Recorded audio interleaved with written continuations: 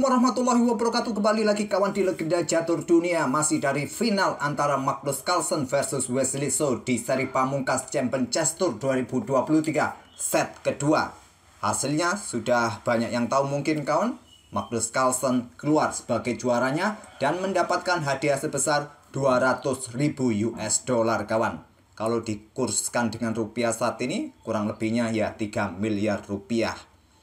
Magnus Carlsen mengalahkan Wesley So pada set pertama pada game ketiga kawan. Kemudian tadi malam di set kedua Magnus Carlsen menang pada game pertama. Wesley So sempat membalas pada game kedua, tapi akhirnya harapan Wesley So pupus. Di game terakhir dia dikalahkan oleh Magnus Carlsen tanpa melanjutkan babak tambahan tiebreaks lagi kawan. Memastikan diri Magnus Carlsen menjadi pemenang Champion Chess Tour 2023. Artinya 3 kali Magnus Carlsen menjuarai Champion Chess Tour 3 tahun berturut-turut kawan.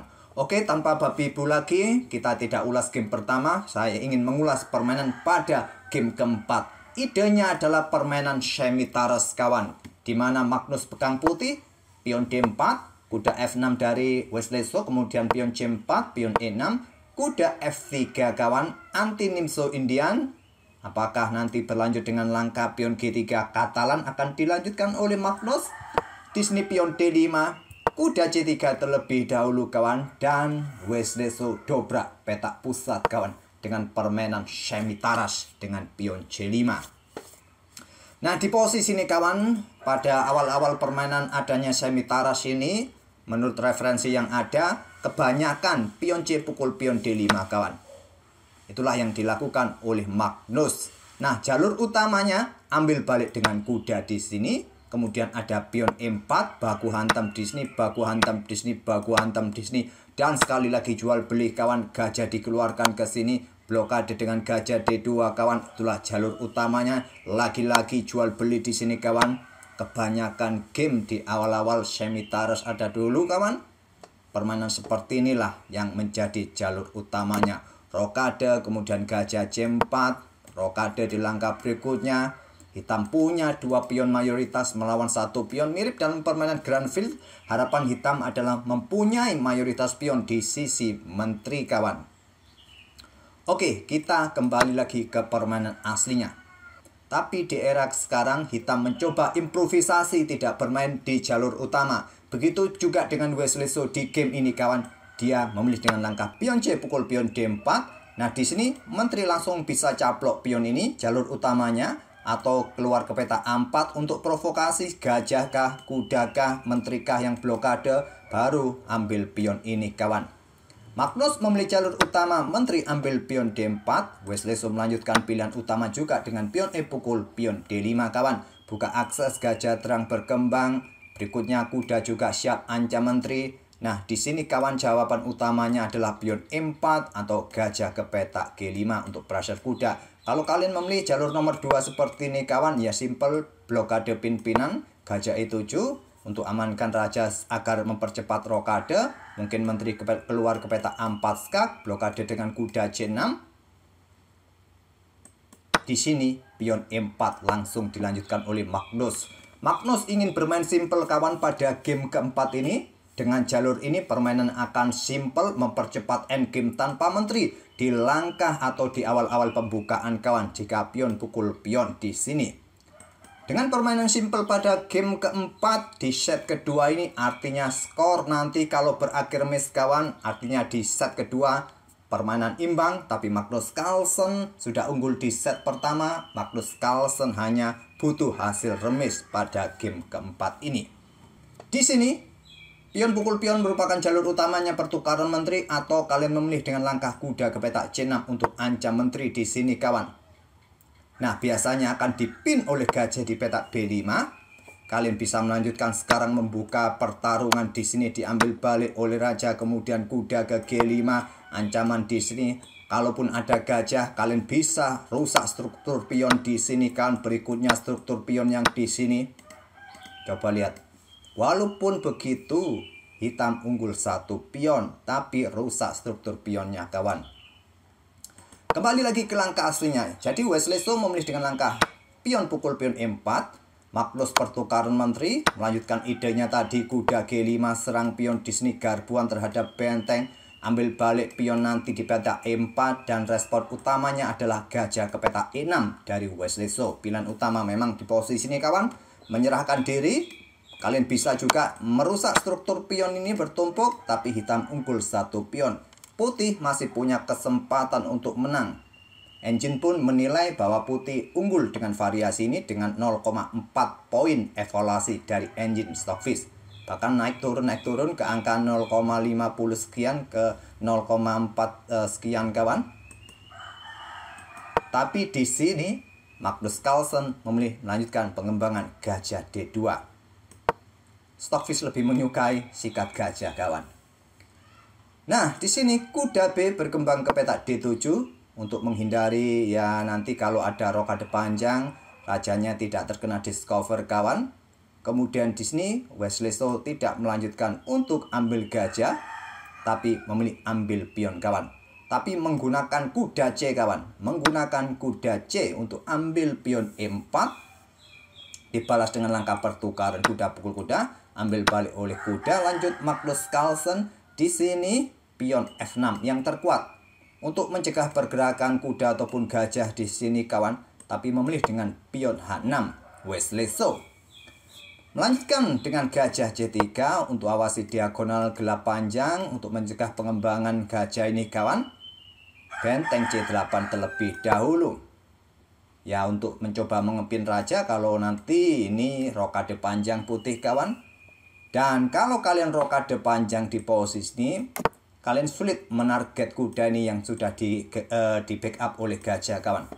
Kalian mau lompat kemana untuk pressure kuda ini? Tidak ada tempat lagi, kurang bagus untuk rokade panjang.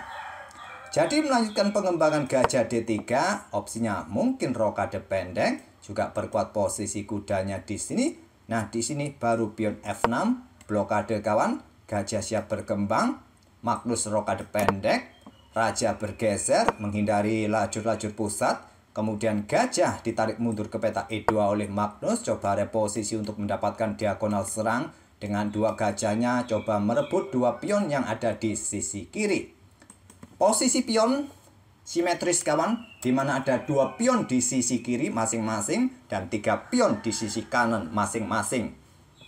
Dan kualitas perwira pun juga seimbang, sepasang gajah ditemani kuda dan sepasang benteng. Cuma lagi-lagi yang di sini yang didapat oleh putih adalah tempo kawan. Di mana Raja Hitam berada di pusat, dia sudah berusaha untuk menghindar, mungkin menuju ke peta F7 mencari tempat yang aman. Gajah belum berkembang kawan. Lanjut raja ke F7, sekarang pion F4, dorong pion. Stockfish lebih menyukai keluarkan benteng AD1 terlebih dahulu. Tapi pion F4 tadi juga langkah ciamik dari Magnus kawan. Dorong pion, ganggu gajah di langkah berikutnya kawan. Nah, gajah ini juga dipersiapkan untuk menyerang di sini bersama pion. Kalaupun kalian hadang pergerakan pion agar tidak bisa maju, gajah akan tetap diluncurkan. Kalau blokade, benteng jatuh kawan. Repot juga. Kalau mundur raja ini langsung ke peta G8, benteng ada masalah, dia sulit untuk keluar. Nah, gajah bisa bergerak ke sini kawan nantinya menghadang pergerakan raja tidak bisa ke peta A7. Mungkin kalau ke sini nanti ditantang dengan gajah F7, kalian bisa lanjutkan manuver kuda ke G3 terlebih dahulu. Awasi pion ini jika gajah mundur kawan. Ya mungkin mendapatkan tempo keluar skak terlebih dahulu. Simple raja bergeser, putih dalam posisi yang lebih baik. Mungkin kalian punya ide yang lain untuk menghentikan laju pion di sini. Apakah kalian langsung tantang pertukaran dengan cara seperti ini, pion G5 diterima, ambil balik, coba lihat kawan di sini pion ini juga jatuh juga kawan, repot juga. Oke, lanjut. Di sini pion H5 langkah terkuat menurut Stockfish kawan untuk menghentikan laju gajah. Ada dukungan dari benteng di lajur H, baru nanti dorong pion F5. Kalau didahului oleh putih, di sini kalian bisa melanjutkan dengan langkah gajah ini bergerak ke peta C4. Coba tantang pertukaran gajah terang. Ya terserah, bertukar langsung atau backup dengan benteng FE1. nanti kalian keluarkan kuda ke pusat ke sini. Oke, kembali lagi ke langkah aslinya. Wesley So memilih tempo kawan agar bentengnya juga cepat keluar. Terutama benteng yang di sini. Temponya gajah keluar menyerahkan diri pada kuda dan Carlsen bermain dengan sepasang gajah sekarang. Berikutnya ada benteng AD1. Magnus Carlsen melewatkan sesuatu yang lebih kuat lainnya, yaitu gajah. Coba serang benteng bersama pion. Kalau kalian coba serang gajah di sini kawan, masih ada gajah ke F3, 2 serangan sekaligus pada pion. Kalaupun pion ini didorong maju kawan, kalian bisa bermain gajah C3. Coba jebak benteng di sini yang sulit bergerak lagi kawan. Kalian punya tempo nanti pergerakan benteng ini digeser ke pusat ataupun juga nanti dikejar oleh gajah benteng ini kawan. Coba lihat, tidak punya ruang. Kembali lagi ke langkah aslinya kawan. Jadi di sini benteng A D1 pilihan Magnus. Oh ya, mungkin tadi saya kelewatan, seumpama ada gajah di sini, pertahankan dengan benteng di sini kawan.